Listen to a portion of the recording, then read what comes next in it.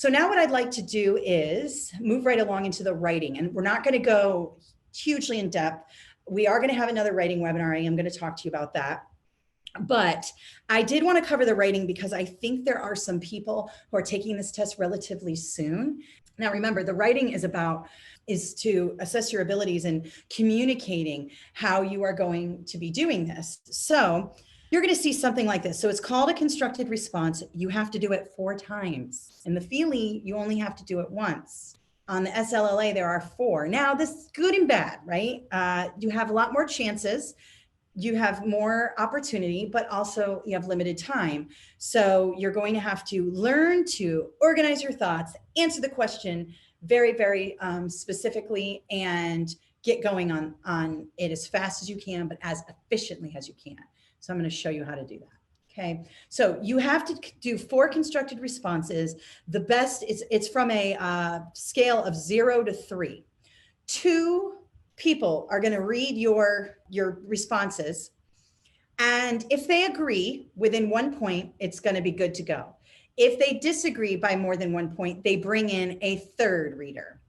Now, ideally, there are different readers for each response. Ideally, that doesn't mean they have all these graders. This is done by hand. This is not done by a computer. So this is people. And that means it's subjective, and that means there is bias already built in. And so you're going to want to take out as much bias and give yourself the best chance possible. I know it doesn't say that your grammar and your ability to write is going to be assessed here. It's more about the ideas. But I will tell you, if your grammar is nice and clean, if your sentences are concise and your ideas are concise, you're going to do a lot better on this exam than if you just wing it. So I have a lot of grammar tutorials on our YouTube channel. Some of you are really good writers, but your grammar has got problems, or you have good ideas, but you don't know how to organize them. Check out my writing tutorials. We will go through some of it today, but the more you practice this, the better it is. So just remember that. Now, I'm just going to use what they had on the website here. I am going to zoom in a little bit so you can see both. Basically, what you get is this here. It says that this is your constructed response. And I'm not going to read all this to you because you didn't come to a webinar to listen to me read to you. But you're going to have this big old piece of stuff here. And this is broken up on 2 pages on their thing. So you've got Deckler Middle School is an urban school. They use benchmark tests to assess knowledge. The questions on the benchmark tests are aligned to the state mandated assessments. So all the stuff we're using right now. Ms. O'Malley is the new assistant principal. She's reviewing school level and teacher level results of tests. She recognizes a concerning trend in this teacher's scores, basically. So Ms. O'Malley bringing in the scores, she's looking at them. She's doing a needs assessment. She's figuring out what's going on. She's analyzing the data, and she sees that Ms. Slocum's scores are low. Okay, and Ms. Slocum is a 7th grade science teacher. All right. So the assistant principal, Ms. O'Malley, completes several walkthroughs. So another way to collect the data. So she's done it 2 ways. She's collected the scores, right? She's done the students' test scores, and she's collected walkthroughs. So we have a smorgasbord, as you will, of data, different types of observation data versus test scores. So that's good. And she noticed some things about her observation. Ms. O'Malley, who is the assistant principal, wants to work with the teacher to provide instructional coaching to improve. So she must see something that's going on that's not good. All right. Now, the documents here that the assistant principal has is the 7th grade benchmark results. So those are your scores and the walkthroughs. And that's your more qualitative, right? Qualitative. That's going to be your observational data, things you write down, stuff like that. All right, so we've got that. Now let's go to the second portion of it. Right here, these 2 bullets, that's your rubric. Those are the tasks you have to complete. Okay, please keep it concise. Don't go off into la la land. Just do what these 2 things are asking you to do. No more, no less. All right. So let's look at those bullets really quickly, just like I look at the answer choices first. I want to look at these bullets quickly. Using the information in the documents provided, and they give them to you below. They gave you test scores, and I have something else on the other page. It wouldn't all fit on the same page.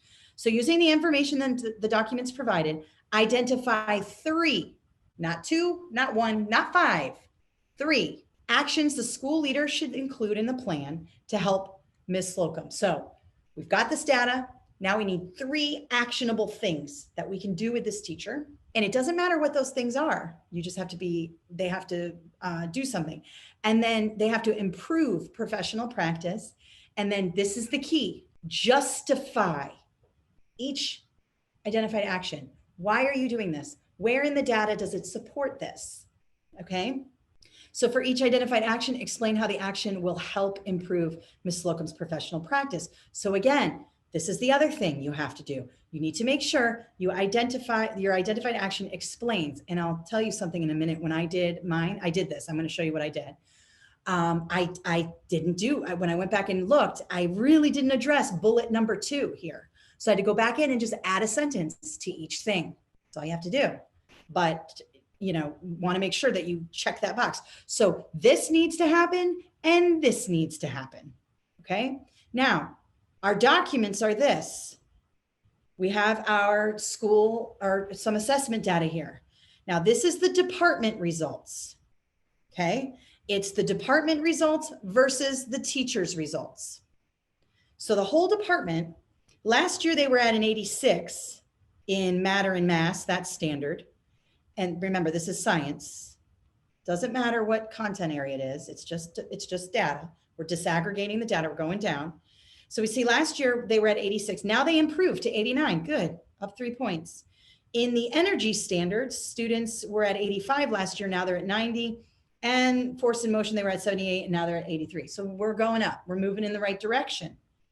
But look at Ms. Slocum's results. Ms. Slocum's are way below. Look at the 76 to this 89. I mean, it's over 10 percentage points below. Same with this, 12 percentage points below. 13 percentage points below. Not only that, if I'm going to get meta with the data again, notice last year I went from an 80 to a 76. I'm actually going in the wrong direction in Ms. Slocum's class. We did increase in energy from a 76 to a 78, but even last year she's way below. So she's still not moving the kids. All right, now you're going to need more information. You're not going to be able to just go, okay, Ms. Slocum's a terrible teacher. We're done here. No, we're going to need to look at everything. And that's why, what do? We go in and we conduct a walkthrough. And now this is from the ETS study companion. This is a piece of the evidence. And now remember, you got to do this 4 times. You got to move through this quickly. Here's the performance data. And I'm just going to underline some keywords here. So this is the rubric. We all use different rubrics when we do walkthroughs. This looks like one of the ones that I would use when I was an assistant principal. They're all basically the same. Some use Marzano's, some use the Danielson rubric, some use other ones. They all do the same thing. So for instructional planning, we have instructional objectives of the lesson is provided. That's good. In a student-friendly language, good again. But here's the problem. I see no evidence of use of instructional data to plan. So there's a point we can go on. Remember, we want to look for the weakness, and that's where we're going to target, you know, the action. So this is a problem, the use of instructional data. So we need to talk about data-driven decisions. There's a problem there. There's something lacking there. Let's go to instructional strategy. Direct instruction is supplemented with scientific inquiry labs. Okay, inquiry labs. Good, good, good. When working in labs, students are engaged but not recording their investigations. And during group lessons, some students take notes, but when asked about direct instruction, they just say, we listen to the teacher and she provides a review sheet with questions before the test. Not the best situation. Okay, so we do have some collaborative work going on, but the kids are not totally engaged. And it looks to me like the teacher's doing some of the work for the students. If she's given them like a cheat sheet or a worksheet that's supposed to supplement engagement, that's not a good thing. So I might be able to go on that. Assessment, she reviews the class average for assignments and tests. She feels that this data are best for informing parents of student learning. Class averages for student learning? No, we need class like student data. The class average doesn't tell me what each student needs. And it says she uses teacher developed assessments, but upon review, I see that most questions are multiple choice, selected response with few open-ended questions. That's a problem. Not that you can't write a really good multiple choice test, you can, but it doesn't look like she's doing that. And there's no open-ended for that, to really determine that authentic application of standards by students. Professionalism, Ms. Slocum participates in professional growth opportunities when provided by the school. I mean, you can't dock a teacher for only doing the PD at school. They have a lot going on. There are teachers out there who are not going to rush out and do extra professional development. So I wouldn't go anything there. And the communication at department meeting, reviewing the results, blah, blah, blah. A couple of teachers stayed after the meeting to complete an item analysis. I'll talk to you about what that is. Ms. Slocum created lesson plans for the upcoming unit. So a little observation there. She probably should have stayed and talked with her department to plan better. It looks like she's not really engaging in the kind of the PLC situation that she should be in order to improve instruction. So based on this here, I wrote some notes. Now, the rubric asked for 3 actionable things, right? So what I did on my notes, and you're going to have notes, please map it out quickly. Now, this was nice. I typed it. If I were writing, it would not look like this. But I'm going to use these 3 things to drive my response. Planning, it's from here. I'm going to go with instructional planning, instructional strategies, and assessment. Those are the 3 things that I decided to focus on because they had the most problems. We have a problem here, we got a problem here, we got a problem here. These last 2, they're a little vague. I like to pinpoint things that I can talk about specifically. So I'm looking for 3 things. So immediately, what do? I go to planning, I go to instructional strategies and assessment. Those are the 3 areas here that I find to be the most beneficial that I can use to talk about. I'm going to focus on helping Ms. Slocum use data to drive instruction. I'm also going to talk about critical thinking in the classroom and assessment, design, and analysis. Those are things I know a lot about, and I'm going to talk about them. Now, you should also know a lot about them. Maybe not so much this design and analysis. I know that because that's what I do for a living. But you could, maybe talk about here, because she didn't stay after in her PLCs, you could talk about motivation to engage with the department or something like that. I don't know, but this is what I would choose. Underneath that, once I write my 3 things, I'm just going to quickly talk about, and these are a little nicer. I probably just write quick bullet notes, but okay, fine. Using data to drive instruction. Let's get more specific, please. Let's not talk in generalizations. That's bad when it comes to a writing task. Specific actionable steps, specifically how to use formative and summative data, how to incorporate this process so it's ongoing and used to monitor student progress. Class averages does not monitor student progress, but ongoing formative and summative assessments do. And then, of course, aligning lessons and instruction accordingly. Under instructional strategies for critical thinking, I'm going to help her increase her higher order questioning in the classroom. And I'm also going to have her focus more on a student-centered learning environment rather than the teacher just giving, the review sheet or whatever. So I want to focus on that. And then the third thing I'm going to focus on is assessment design and analysis. And in this case, I can pull in that PLC to talk about common assessment data, and then talk about item analysis. And then, of course, this all leads back to the data-driven decisions that came in the first part here that we saw a problem with. It all comes back to using instructional data to plan decisions. It's number 1. It's the one thing we want to teach teachers to do and support teachers in doing. So these are my notes here. I would have quickly written those down, and then I would write the constructed response. Now, make it as easy as possible. Now, I know this looks kind of big, but I did this in about, I would say, 10 minutes, 15 minutes. And there are probably going to be some grammatical errors, and this is available to you. Everything we use today will be available to you, so don't worry. If you're watching this in the future, you already have it. But notice I have 3 paragraphs, and I had 3 actionable steps. Let me go back to my presentation here. 3 actions, 3 paragraphs. The other thing we want to talk about here is we want to justify and explain how the action will help improve. I have to do that in each paragraph. All right, so let's go here. I'm not going to read this to you, but basically what I did was, because the walkthrough data shows that there is no evidence of using data to plan lessons, the first action the school leader should take is a process for using formative and summative data to make planning and instructional decisions. Boom.